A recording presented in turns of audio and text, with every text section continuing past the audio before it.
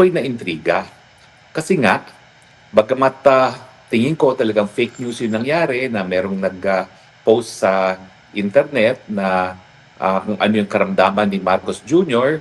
na yung kanyang totoo naman na yung diverculitis niya, pero sinabi doon na may kinakailangan opera at dahil kinakailangan opera nga yan, nagkaroon ng mga impormasyon na talagang may banta sa buhay yan, no? At dahil nga dyan, marami naman nabuhayan ng pag-asa na baka magkaroon na nga ng tunay na pagbabago sa Pilipinas, no? Pero syempre, mukha lang naman, hindi pa tayo sigurado. Mukha namang wala ratang basihan yung ating bagong pag-asa kasi biglang sumipot muli sa Malacanang si Marcos Jr. Bagamat hindi pa natin alam kung ito ay kasaysayan na nauulit lamang o katotohanan. Anong sinasabi ko dyan? Ano ibig sabihin ko? Alam nyo, bago mapasipa at sinuka ng Pilipino, si Marcos Sr., yung diktador na ama ni Marcos Jr., yung bangag na kleptomania, siya rin ay nagkaroon ng napakaseryosong karamdaman. Para sa mga kabataan na hindi na nakakaalam nito, ang karamdaman niya noon ay lupus at ito ay life-threatening.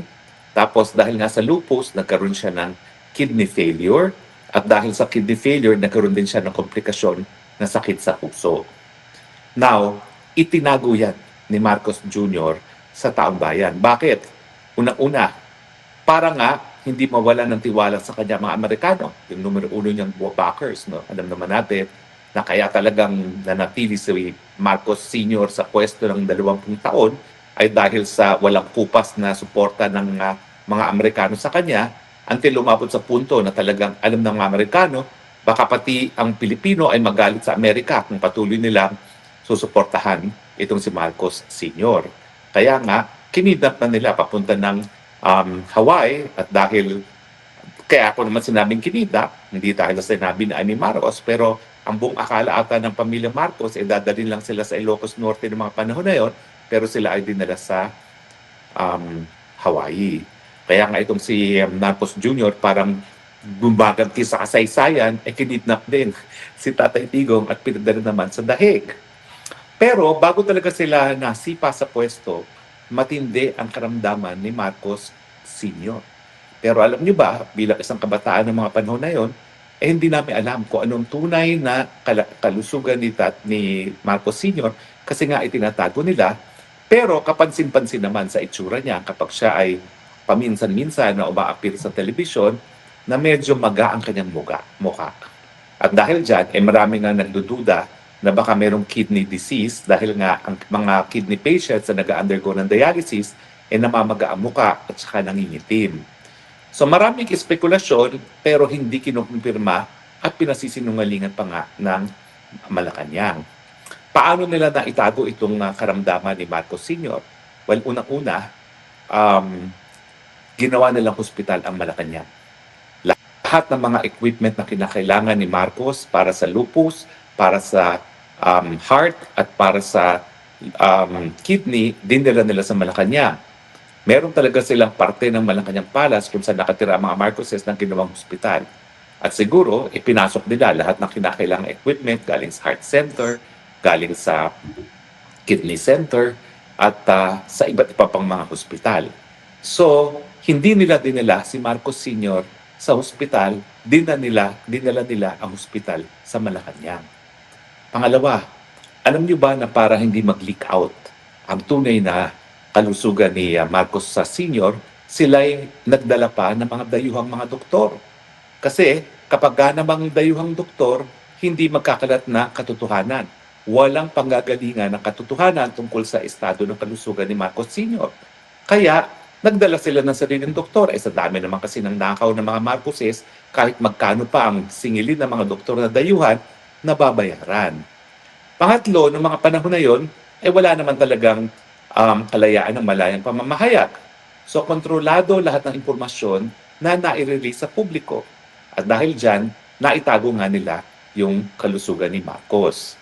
Now, bukod pa doon sa ang katotohanan tungkol sa kalusugan ni Marcos ay baka magresulta sa kawalan ng kumpiyansa sa kanya ng mga Amerikano, syempre, takot din ang mga Marcoses ng mga panahon na yon na kapag nalaman ng mga Pilipino na talagang malubha na ang kalusugan ni Marcos, hindi na sila matatakot na mag-alsa at magrevolusyon laban kay Marcos dahil alam nila wala nang lakas at hindi na talaga tatagal itong Marcos Jr.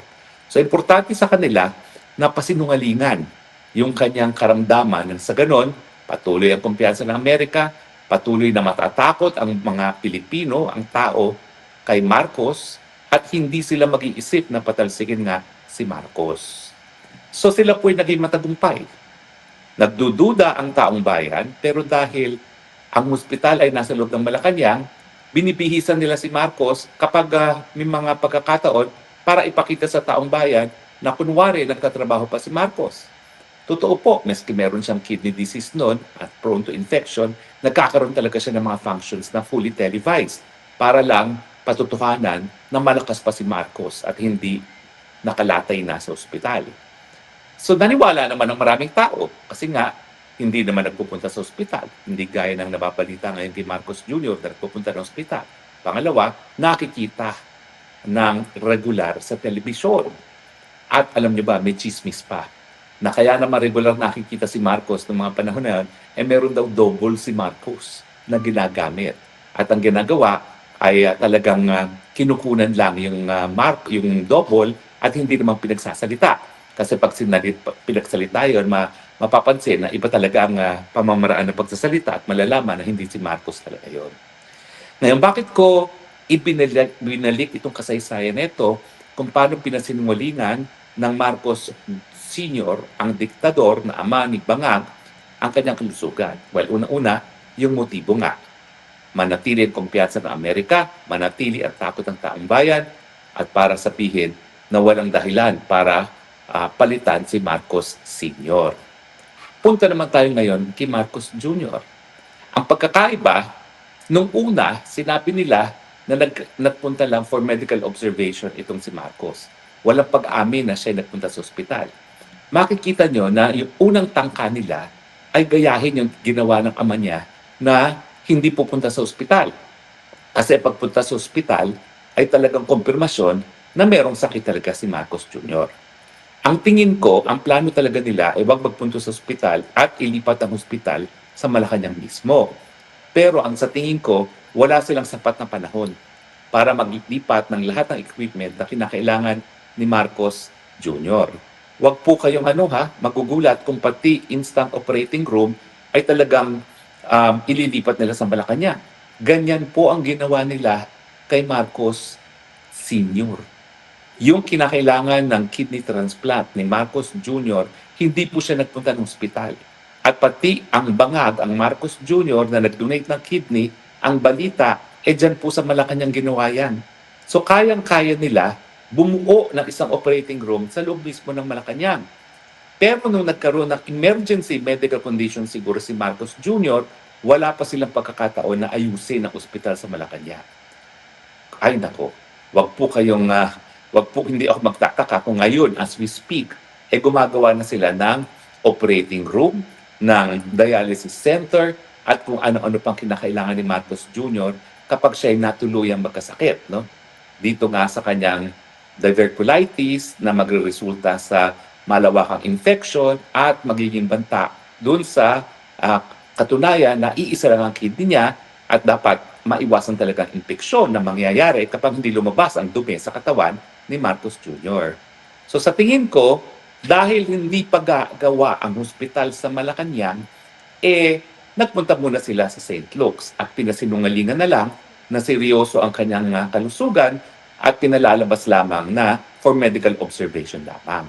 Pero meron po talagang tangka na gayahin ang ginawa ni Marcos Jr. At sa tingin ko, while we speak, walang kaduda-duda, gumagawa na sila ng ospital kasama ang operating room dyan sa loob ng Malacanang para paghandaan yung darating na panahon na baka kakailanganin na nga ni Marcos Jr. na operasyon.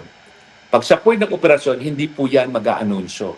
Kasi alam nila na kapag nag-operasyon, delikado yung kanyang diverticulitis. Yan po yung sinasabi ng mga medical literature na kapag nakailangan ng operasyon, ibig sabihin, nag-spread ng infection sa kanyang colon at baka sa ibang parte ng katawan. Kaya itatado nila yan at kung kinakailangan ng surgery, baka gawin nila yan sa Malacanang. Ano pa ang kaparehong nangyayari sa panahon ng kanyang tatay? Wala pong malayang um, um, media ng panahon ni Marcos. Kaya kontrolado ang labas ng impormasyon. Well, ngayon po, meron naman tayong malayang media. Ang problema, centralized naman po ang release ng impormasyon kay Auntie Claire, at si Auntie Claire wala naman pong sinasabing marami tungkol sa kanyang medical condition. Hanggang wala pong pumunta sa korte at humingi ng totoong medical bulletin sa mga doktor ng presidente, hindi natin malalamang ang tunay na kalagayan ni Marcos Jr. So parang kapareho din ang ginagawa ngayon ng administrasyon ng anak sa kanyang ama na linilimitahan ang impormasyon tungkol sa kanyang kalusugan. Bagamat meron tayong malayang pamamahayag. No? Aanhin mo naman ang malayang pamamahayag.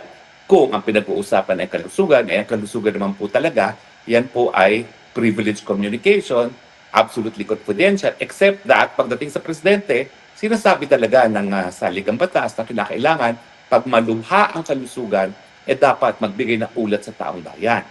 Pero dahil nga pareho din ang motibasyon ni Marcos Jr. para pagtakban ng kanyang kalusugan at ano itong kanyang mga motibasyon para hindi mawala ang kumpiyansa ng Estados Unidos sa kanya na patuloy siyang suportahan bagamat siya sinusuko na ng taong bayan. Pangalawa, para hindi isipin ng taong bayan na po pwede nang magrevolusyon, mag-people power laban sa kanya dahil siya ay mahina ng pagkakatawan. No? At siyempre, para bigyan ng kasinungalingan na normal pa rin ang patawad sa gobyerno, ang palakad sa gobyerno, bagamat alam naman natin na maski normal ang palakad ng gobyerno, wala namang solusyon na binibigay itong Marcos Jr. sa ating mga problema ng kagutuman, sa korupsyon at iba pang mga hinaharap nating mga suliranin. No? So, ano mga kapareho? Kapareho ang mag-ama na may sakit. Kapareho kung may mag-ama na itinatago ang tunay na kalagayan ng kanilang kalusugan sa taong bayan, pareho ang motivasyon nila para hindi mawala ang kumpiyansa ng Amerika sa kanila, para ang Pilipino ay hindi mag-isip na panahon na mag-alsa at paalisin sila sa pwesto at para iparating ang kasinungalingan na normal ang patakbo sa gobyerno. Ang mga pamamaraan, well, bagamat mas maraming kalayaan ngayon ng mga mamamahayag, limitado naman ang pag-release ng impormasyon.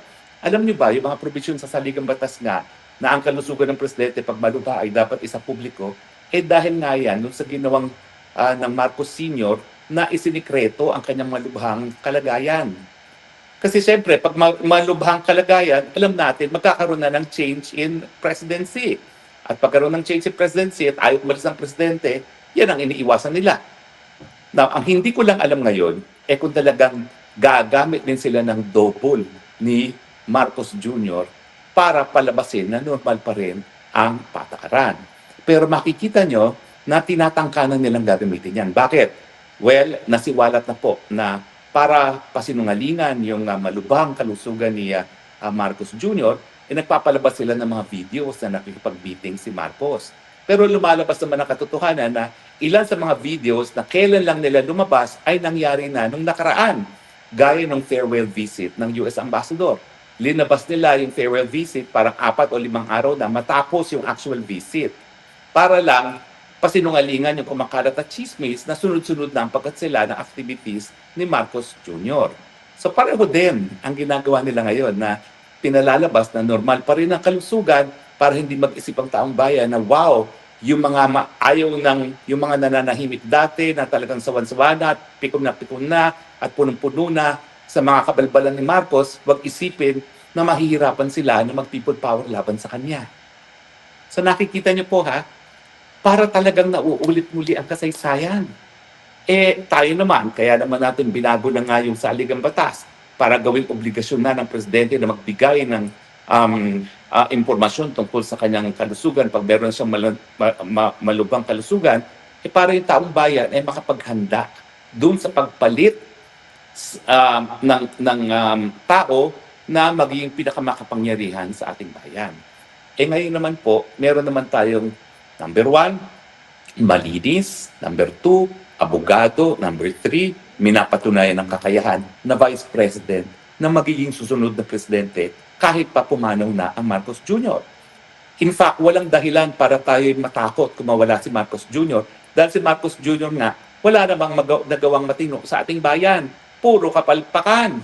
At kaya nga marami sa atin na excited na magpalit na ng presidente dahil alam naman natin na bagamat mas bata itong si Inday Sara Duterte at mas kakaunti ang karanasan sa pamumuno, ang katunayan niyan, hindi naman siya walang karanasan.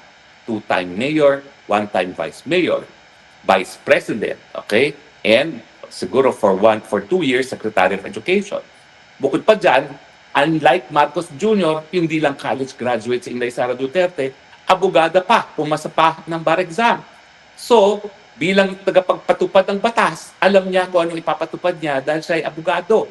Yan naman po hindi nagawa ni Marcos Jr. at hindi nga natapos man lang ng kolehiyo.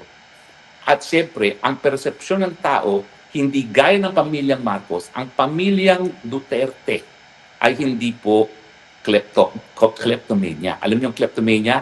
Yung addict sa pagnanakaw.